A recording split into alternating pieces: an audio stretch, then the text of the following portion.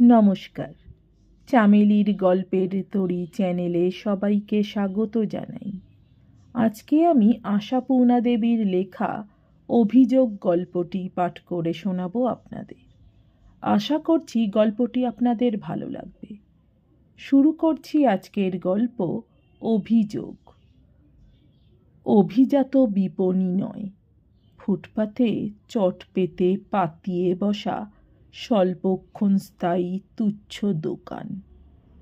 তবু রকমারি মনোহারীর বিচিত্র সমাবেশে অনেকগুলি মাথাকে টেনে এনে সেখানে ঝুঁকিয়ে ফেলেছে।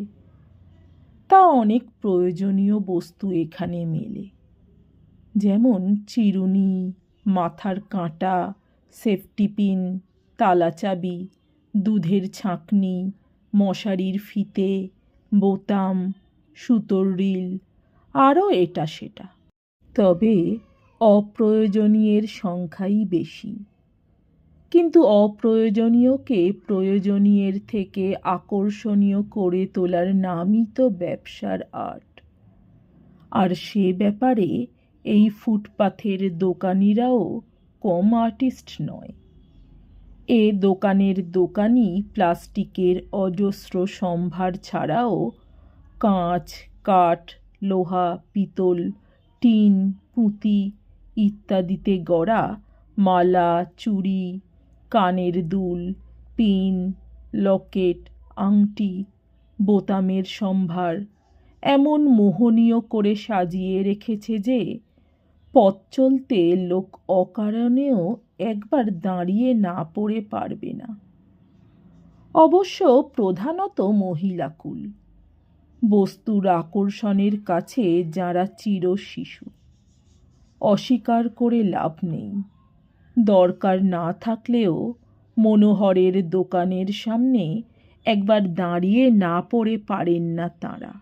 আর রঙিন খেলনার দোকানের সামনে সহসা দাঁড়িয়ে পড়া ঠাকুমা এবং নাতনির চোখে কি একই আহ্লাদের আলো জ্বলে ওঠে না? শাড়ির দোকানের সামনে দাঁড়ানো মা মেয়ের চোখে একই প্রেমাকুল দীপ্তি। আমার খানিকটা মশারির ফিতের দরকার ছিল, তাই ভিড় কমার অপেক্ষায় একটু দাঁড়িয়েছিলাম। কমার বদলে ভিড় বেড়েই গেল। বছর ছয়েকের একটা মেয়ে বোধ করি বাপের সঙ্গেই অনর্গল কথা বলতে বলতে পথ চলতে চলতে হঠাৎ দাঁড়িয়ে পড়ল। পুরনো কথায় ছেদ টেনে বলে উঠল, বাবা, তুমি যে একদিন বলেছিলে মালা কিনে দেবে। বলতে কি বাবার প্রতিশ্রুতি রক্ষার ইচ্ছের আভাস মাত্র দেখতে পাওয়া গেল না। মেয়েকে টানবার চেষ্টা করে বলে উঠলেন ভদ্রলোক, হবে হবে, তারা কি, চল চল। না, আমি মালা নেব। মেয়েটা পাদমেকং ন গচ্ছামির ভঙ্গিতে দাঁড়িয়ে থেকে বাবাকে টেনে ধরে রাখল সেই দোকানের কাছে, এবং পিতা কন্যার দ্রুত বাক্যালাপ চলল। মেয়ের স্বরে অভিযোগ, বাপের স্বরে প্রবোধ। তুমি কেবল বলো পাওয়া যায় না, পাওয়া যায় না, এই তো কত মালা। দূর, ও মালা আবার ভালো নাকি? ও তো ফুটপাথের। হোক ফুটপাথের, আমি এই নীল মালাটা নেব। আরে ছি, ওই নীল মালাটা? এই তোর পছন্দ? না, তোর কোনো বুদ্ধি নেই খুকু। এর থেকে অনেক ভালো ভালো মালা নিউ মার্কেটে পাওয়া যায়। বাপের এই প্রবোধ বাণীতে ভুলবে খুকুটিকে এমন অবোধ বলে মনে হলো না। এ যুগের সব খুকুর মতোই যে সে প্রবলা, তা তার প্রতিবাদেই বোঝা গেল। স্বর তীক্ষ্ণ তীক্ষ্ণ উচ্চ। নিউ মার্কেটের মালা চাই না, আমি ওই নীল মালাটাই নেব। না, তোকে নিয়ে দেখছি রাস্তায় বেরোবার জো নেই। এত বেরোলেই কেবল এটা নেব ওটা নেব বলি তো শুধু, তুমি দাও নাকি? খালি তো বলো হবে হবে। আমি ওই নীল মালাটা চাই। অগত্যাই ভদ্রলোককে মাথা ঝোঁকাতে হয়। কি হে, কত দাম এটার? কি বললে? 3 টাকা 4 আনা? পাগল নাকি? এ যে গলা কাটা দর। আছে কি এতে? গোটা কত কাচের গুলি, এই তো। ঠিক কত হবে বলো? দোকানি আরও অনেকগুলি খদ্দেরের মেও সামলাচ্ছিল। মালাটা ঈষৎ সরিয়ে দিয়ে সংক্ষেপে বলল, ওটাই ঠিক স্যার। তারপর অন্যত্র দৃষ্টি নিবদ্ধ করল। ফুটপাথের দোকান বলে যে মালিক কিছু কম অহংকারী তা নয়। কম হবেই বা কেন? খদ্দেরের সংখ্যা তো আর কম নয়। মশারির ফিতের জন্যে আর অপেক্ষা করা উচিত কিনা ভাবছি।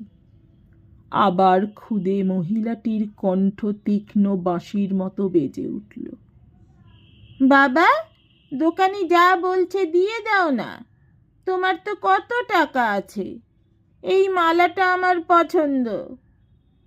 বাবা বোধ করি কত টাকার উল্লেখে ঈষৎ বিব্রত হয়ে বলে ওঠেন, টাকার জন্যে কি? ওটা কি এত ভালো? এই এইটা তো বেশ। এই সাদাটা? না, ওটা বিচ্ছিরি। ওটা ছাই, পচা। আমি ওই নীল মালাটাই চাই। কি মুশকিল! নীলটা তোর এই লাল জামার সঙ্গে মানাবে? মোটেই না। অথচ সাদাটা দেখ, লালের ওপর। বলছি সাদাটা বিচ্ছিরি। আমি কি রোজই লাল জামা পরব? ভদ্রলোক বিরক্তিতে মুখ কুঁচকে বলেন, এই এক ফ্যাচাঙে মেয়ে হয়েছে, যা ধরবে তা করবে। আর দোকানিরাও একেবারে। ওহে বাপু, দিয়ে দাও, এইটাই দিয়ে দাও। এই শুধু 3 টাকা, 4 আনা ফারানা দেব না। দোকানি মালাটারে আরেকটু কাছে টেনে নিয়ে মদগর্ব চালে বলে, কমবে না বাবু, 1 দর। 1 দর বললেই হলো 1 দর। কি একেবারে সাহেব পাড়ার দোকান? 3 টাকা 2 আনায় দেবে? দোকানি কান দেয় না। দোকানি তখন অন্য একটি মহিলার সঙ্গে ঘোরতর বচসায় ব্যস্ত। মহিলাটি একগাছা স্টেনলেস স্টিলের বালা তুলে ধরে ঘুরিয়ে ফিরিয়ে রায় দিয়েছেন, এটা ভালো স্টিল নয়, দস্তা মেশানো, জল লাগলেই কালো হয়ে যাবে। দোকানি দৃপ্ত প্রতিবাদে ঘোষণা করছে তার দোকানের জিনিসে ভেজাল নেই, আসল স্টিল। অন্যমনস্ক হয়ে গিয়েছিলাম। ভাবছিলাম কোন অসতর্কতার অবসরে যুগ উল্টো মুখে হাঁটছে। খেয়ালও করছি না আমরা। মেয়েরা দিব্যি স্বেচ্ছায় পরমানন্দে লোহার বালা হাতে পড়ছে, লোহার মল পায়ে গলাচ্ছে। এমনি করেই আমরা কোন ফাঁকে হয়তো রন্ধন শিল্পকে পরিত্যাগ করে ফিরে যাব কাঁচা ফলমূলে, ফিরে যাব শিব ধর্ম থেকে জীব ধর্মে। হঠাৎ যেন এই অন্যমনস্কতার সুযোগেই হুড়মুড়িয়ে ঝড় উঠল একেবারে আচমকা। বিশ্রী এলোমেলো সব কিছু তোলপাড় করা ঝড়। কখন যে আকাশে মেঘ জমেছিল আর কখন যে বাতাস প্রস্তুত হয়েছিল তার সঙ্গে লড়াইয়ের জন্যে কে জানে। ঝড়টা এলো দিশেহারা করে তোলার মতো। পথের দোকানিরা সকলেই মালপত্র গুটিয়ে তাড়াতাড়ি রবার ক্লথের টুকরো চাপা দিতে থাকে, কারণ এ ঝড়ের পিছনে বৃষ্টি অনিবার্য। এ সন্ধ্যায় বিক্রির আশায় জলাঞ্জলি। আমিও মশারির ফিতের আশায় জলাঞ্জলি দিয়ে দ্রুত পা চালাই বাসের রাস্তার অভিমুখে। সবাই ছুটতে শুরু করেছে। ধুলোর ঝড় ছুটছে সঙ্গে সঙ্গে। মাঝে মাঝে ঝড়ের গর্জন ছাপিয়ে ছুটন্তদের এক একটা টুকরো কথা বেজে উঠছে। এই চোখ বুজে, ছোট চোখে বালি ঢুকবে। থাক থাক, রাখো এখন জুতো, জুতো কেন এখন থাক। এই পাজি ছেলে, একা দৌড়াচ্ছিস যে, হাত ধর আমার। আবার ঝড়ের গর্জন তাড়া দিচ্ছে তাদের। ক্রুদ্ধ তীব্র অভিযোগের মতো ভঙ্গি সে ঝড়ের। হঠাৎ একেবারে পিছনে একটা শিশু কণ্ঠের ক্ষুব্ধ অভিযোগ যেন ওই ঝড়ের উপরেই আছড়ে পড়ল। মালাটা এমনি নিলে কেন বাবা? অজ্ঞাতসারেই ফিরে তাকালাম।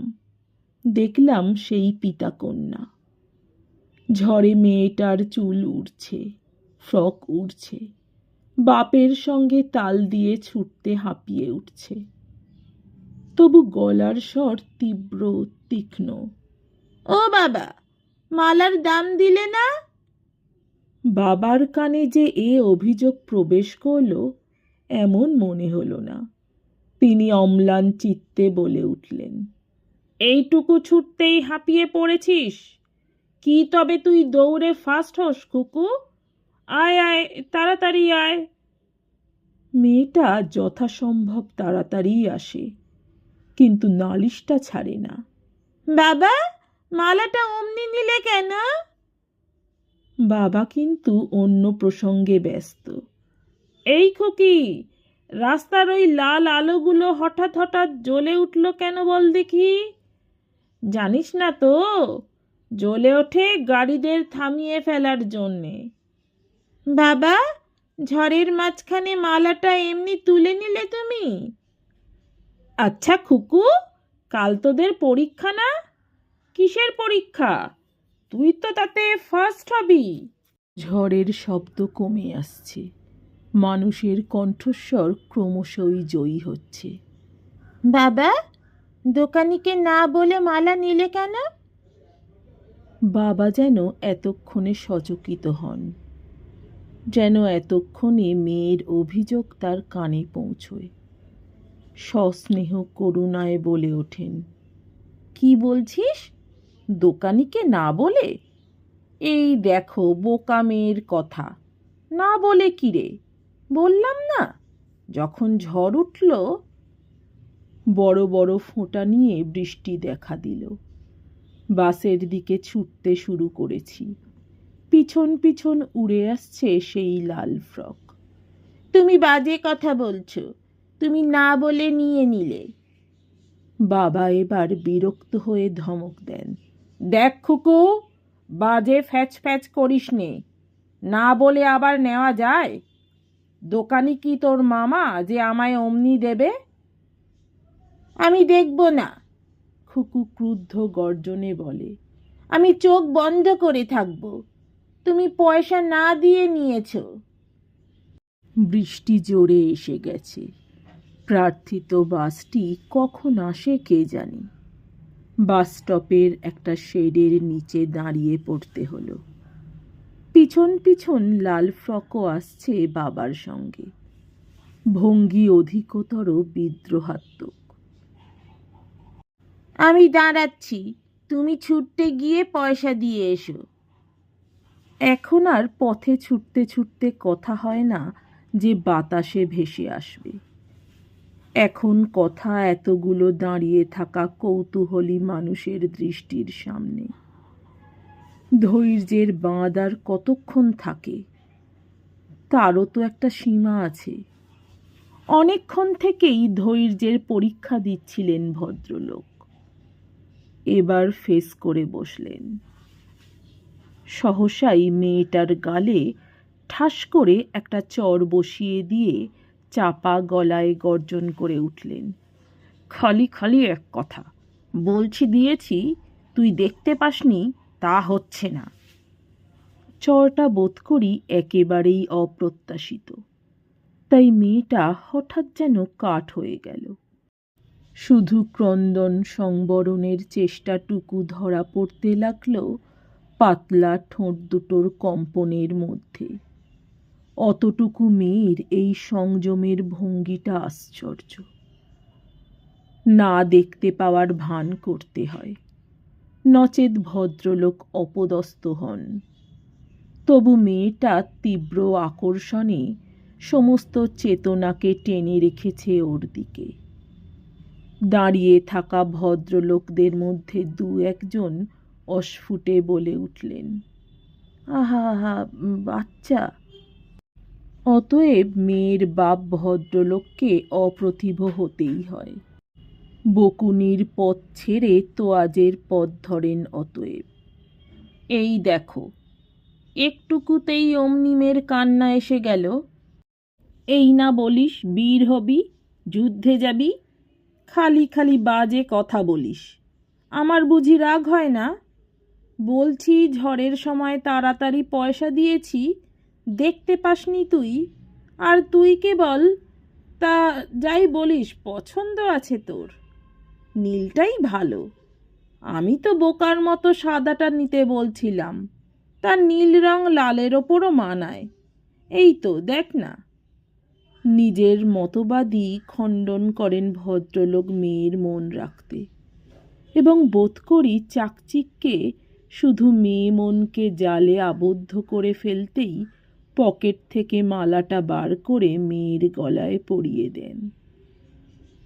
কিন্তু পর মুহূর্তেই একটা বিপর্যয় ঘটে গেল। মেয়েটা দু হাতে প্রবল টান দিয়ে মালাটা ছিঁড়ে কুটি কুটি করে দানাগুলো ছুঁড়ে ছড়িয়ে ফেলে দিতে দিতে এতক্ষণের আটকে রাখা কান্নাটাকেও ছড়িয়ে দিল। চাই না, চাই না আমি মালা পরতে। আমি তো কিনে দিতে বলেছিলাম, তুমি কেননি? তুমি এমনি নিয়েছ। তুমি মিথ্যে কথা বলেছ। তুমি খারাপ হয়েছ। প্রার্থিত বাসটা এসে পড়েছে। ছুটে গিয়ে উঠে পড়তে হয়। ছেড়ে দেয় গাড়ি। ছুটতে থাকে আকাশ ভাঙা বৃষ্টির মধ্যে, মাইলের পর মাইল। কিন্তু মেয়েটার সেই অভিযোগের আর্তনাদটা শোনা যাচ্ছে কেন? ক্রুদ্ধ, ক্ষুব্ধ, অথচ নিরুপায় অভিযোগ। আকাশটাই কি তবে বৃষ্টির মূর্তিতে পৃথিবীর উপরে এসে আছড়ে আছড়ে পড়ছে ওই একই অভিযোগ নিয়ে? নমস্কার, আমার গল্প পাঠ ভালো লাগলে, আরও এরকম গল্প শুনতে চাইলে অবশ্যই আমার চ্যানেলটি সাবস্ক্রাইব করে দেবেন। লাইক, কমেন্ট, শেয়ার করতে ভুলবেন না। অনেক ধন্যবাদ।